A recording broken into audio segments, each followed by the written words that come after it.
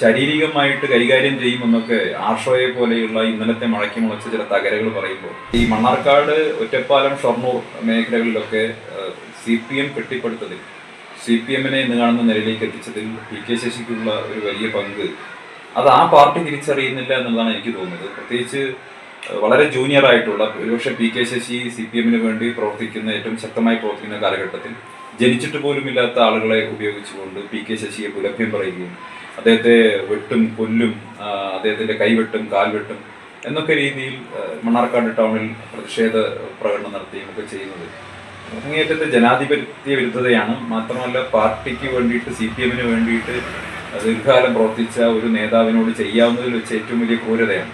അദ്ദേഹം CPM-ൽ നിന്ന് പുറത്തു പോയിട്ടൊന്നുമില്ലല്ലോ. പുറത്തു പോകുന്നതിന് മുൻപ് തന്നെ അദ്ദേഹത്തെ ശാരീരികമായിട്ട് കൈകാര്യം ചെയ്യുമെന്നൊക്കെ ആർഷോയെ പോലെയുള്ള ഇന്നലത്തെ മഴയ്ക്ക് മുളച്ച ചില തകരകൾ പറയുമ്പോൾ സ്വാഭാവികമായിട്ടും മണ്ണാർക്കാട്ടെ ജനത അക്കാര്യങ്ങൾ വിലയിരുത്തും. കാരണം മണ്ണാർക്കാട് ഈ മേഖലയിൽ എല്ലാ പ്രദേശങ്ങളിലും രാഷ്ട്രീയ എതിരാളിയായിരിക്കുമ്പോൾ പോലും എനിക്ക് തോന്നിയിട്ടുള്ളത് CPM-ന് വേണ്ടി ഏറ്റവും ശക്തമായി പ്രവർത്തിച്ചിട്ടുള്ള ഒരു നേതാവ് തന്നെയാണ് PK ശശി.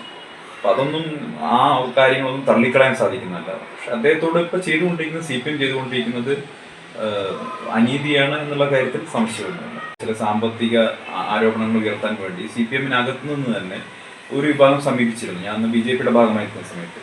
പക്ഷേ അന്ന് അവർ നമ്മളോട് ആവശ്യപ്പെട്ട ചില രേഖകളൊക്കെ തന്ന് നിങ്ങൾ ഉന്നയിക്കണമെന്ന് ആവശ്യപ്പെട്ട സമയത്ത് അതിലൊരു ശരികേട് എനിക്ക് തോന്നി. കാരണം ഒരാളെ വ്യക്തിപരമായിട്ട് ഹരാസ് ചെയ്യുകയും അദ്ദേഹത്തെ പിന്തുടർന്ന് ആക്രമിക്കുകയും അദ്ദേഹത്തെ പൂർണ്ണമായിട്ടും രാഷ്ട്രീയ രംഗത്ത് നിഷ്കാസനം ചെയ്യാൻ വേണ്ടി ആഗ്രഹിക്കുകയും ചെയ്യുന്ന ആളുകൾ ഇത്തരത്തിൽ ഒരു രാഷ്ട്രീയ എതിരാളികളുടെ കയ്യിലേക്ക് ഇത്തരം തെളിവുകൾ കൊണ്ടുപോയി കൊടുക്കുന്നതിലെ ഒരു വിഷയം എനിക്ക് എൻ്റെ മനസ്സിൽ തോന്നിയപ്പോൾ സ്വാഭാവികമായിട്ടും ഞാനതിന് തിരിഞ്ഞു നടക്കുകയാണ് ചെയ്തത്.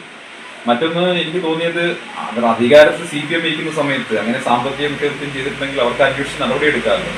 ആ തരത്തിൽ സർക്കാർ ഏതെങ്കിലും തരത്തിൽ PK ശശിക്കെതിരായിട്ടൊരു കേസ് എടുക്കുകയോ ഏതെങ്കിലും തരത്തിൽ അന്വേഷണം നടത്തുകയോ ചെയ്തിട്ടില്ല. അപ്പോൾ അതൊക്കെ ചെയ്യുന്നതിന് പകരം രാഷ്ട്രീയ എതിരാളികളായിട്ടുള്ള ഞങ്ങളുടെ കയ്യിലേക്ക് കൊണ്ടുവന്ന് തെളിവുകൾ എന്ന പേരിൽ കുറച്ച് ഡോക്യുമെന്റ്സ് തന്ന് ഇത് നിങ്ങൾ ഉന്നയിക്കണമെന്ന് ആവശ്യപ്പെടുകയാണ് ചെയ്തത്.